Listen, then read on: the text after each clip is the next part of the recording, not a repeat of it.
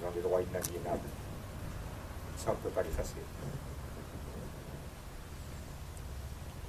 Je voudrais dire un mot sur la présence, ou la non-présence tout au moins de nos compatriotes. C'est quelque chose que je ne peux pas supporter. C'est peut-être pas le but de cette cérémonie, mais je vais quand même le dire. Et vous pourrez d'ailleurs le dire à vos amis, peu importe. Nous avons des associations tout autour du ventre.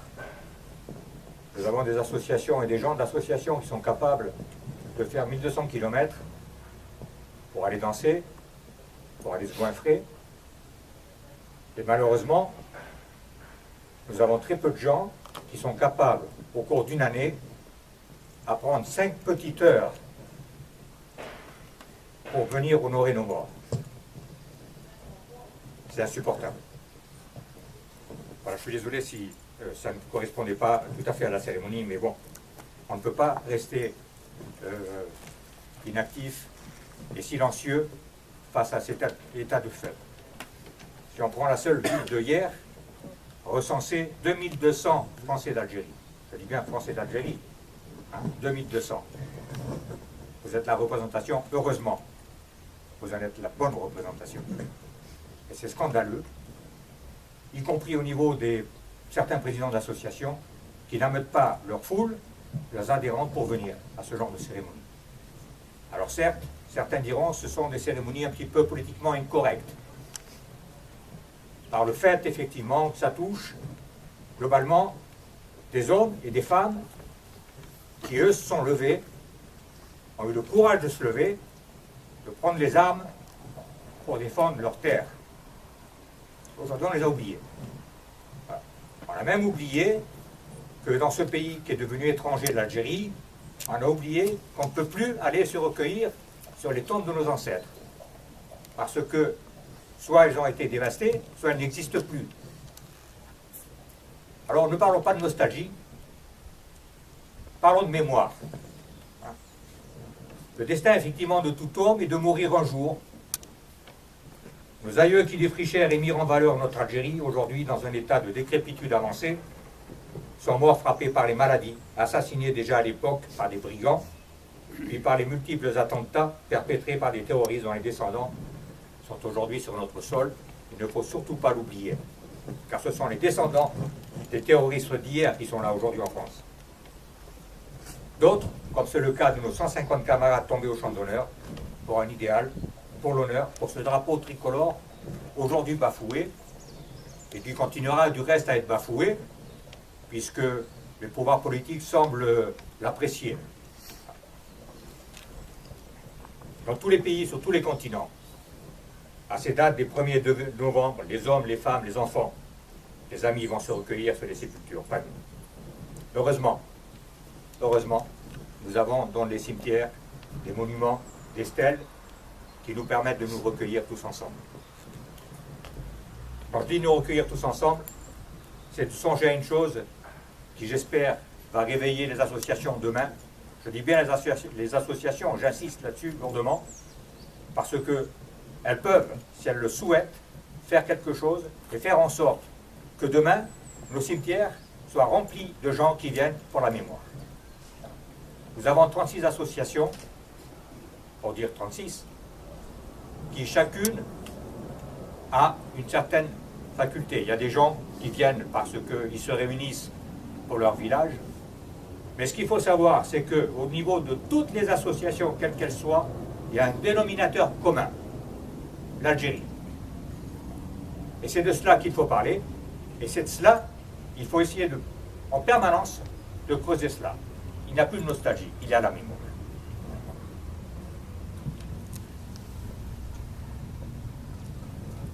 Ces monuments donc sont ouverts à tous.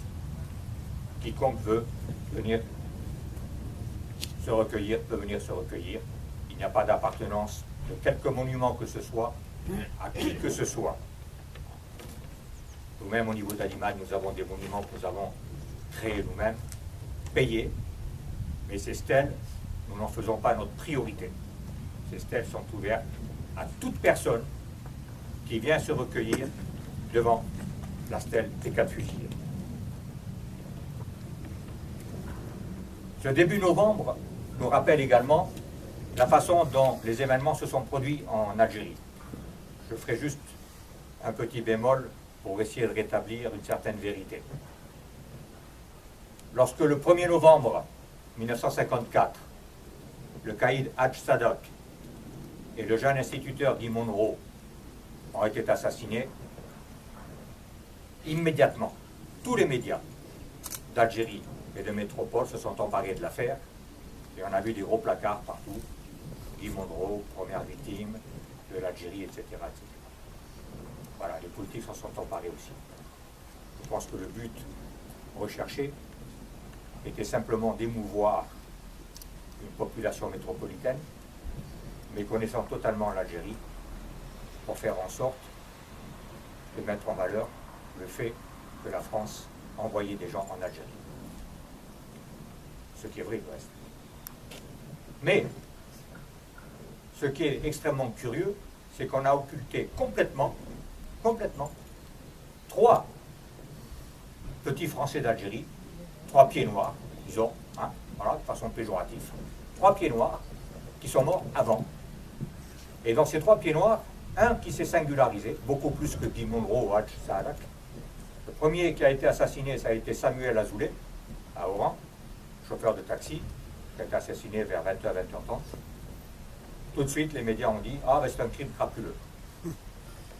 Et puis ensuite, à Saint-Denis du Sig, il y a eu François Braun, un garde forestier, qui lui a été assassiné chez lui par un de ses ouvriers. Il y a surtout ce jeune de 22 ans. Ce jeune de 22 ans qui revenait de Mostaganem, qui habitait Picard, qui rentrait et qui, au cours de la route, a vu des gens courir, apeurés, qui lui ont dit « Nous sommes attaqués, la ferme est attaquée ». Ce jeune, Laurent François, a fait un détour pour aller à une gendarmerie qui se trouvait dans le village de Cassaigne. Ce que personne ne savait, c'est que ce jour même, il y avait eu une concertation d'attaque sur tout le territoire national. Et la gendarmerie de Cassaigne était également visée. Et la gendarmerie de Cassaigne était entourée par ceux qui allaient devenir les rebelles. L'arrivée de Laurent François a un peu perturbé leur action. Il a cogné à la gendarmerie. Les gendarmes ont été sourds, ou dormaient profondément, ils n'ont pas ouvert tout de suite. Il a déjoué l'attaque, mais c'est lui qui est mort. Voilà. En ce qui me concerne, je pense qu'il aurait eu droit également à une première page, parce que par son comportement, par son dévouement, il a sauvé les hommes et les femmes. Donc c'est peut-être un détail, bien que j'aime pas prononcer ce mot détail qui est souvent pris de manière péjorative, mais c'est un détail qui a toute son importance dans la mesure où si on est capable de masquer cette vérité, on peut, sur d'autres plans, masquer d'autres vérités. Du reste, c'est prouvé, puisque aujourd'hui encore, on ignore totalement ce qui s'est passé en Algérie et on déforme absolument tout ce qui se passe. Donc nous en sommes là. Et je reviens sur nos 4 fusillés. Nous avons 4 fusillés, nous avons eu 150 combattants morts. Comment peut-on les oublier? Comment les pieds noirs, je m'adresse surtout aux pieds noirs, comment ces pieds noirs peuvent-ils oublier ces gens-là qui ont pris les armes pour les défendre?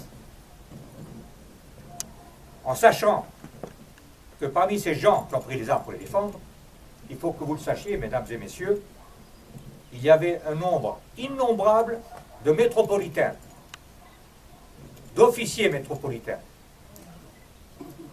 qui n'ont pas osé et qui ont osé prendre les armes et se rebeller contre le pouvoir gaulliste. Ça, il faut le retenir. En ce qui me concerne au sein d'Adimad, je peux vous donner des chiffres. Nous avons au sein d'Adimad 40% de métropolitains. Des gens que je respecte profondément, parce que ce sont des officiers qui ont tout risqué pour l'honneur du drapeau et pour une terre sur laquelle ils n'avaient pas ni réfrigérateur, ni quoi que ce soit, mais pour l'honneur. Donc, c'est en cela où j'ai, excusez-moi l'expression, la rabia, quand je vois que dans notre communauté, on n'est pas fichu de se déplacer pour honorer De Gueldre, Bastien Thierry, Dovcar, Pilex.